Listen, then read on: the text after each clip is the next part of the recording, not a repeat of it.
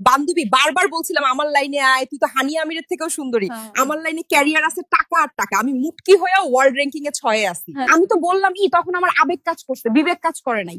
যদি বিবেক কাজ করতো তাইলে কি আমি এই বাবা ব্যবসায়ীকে বিয়ে করে আমি কট খাইয়া? আপার না হয় আবেগ কাজ করছে, বিবেক কাজ করে নাই। কিন্তু তুই কুত্তা মারা চেহারা লয়ে কেমনে কি করলি?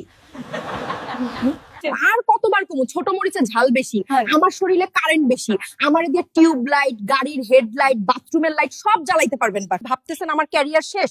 আমি জেলখানাতেও ব্যাটারি চার্জের ব্যবস্থা করবো, কারণ আমি একটা 12 ভাতারি। ওই ভুটকি, তুই হাসবি কম, তোরেও তো মানুষ ভালো চোখে দেখে না। ওই আমারে ভুটকি কইবি না, ফকিন্নির বাচ্চা। আমি রেমিটেন্স যোদ্ধা, র্যাঙ্কিং এ 6 নম্বরে আছি।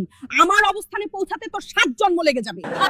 ওই ভুটকি, তুই তোর ক্যারিয়ার নিয়ে থাক, তোরে তো এখন ডিম থেরাপি দেয়, কেমন লাগে ক?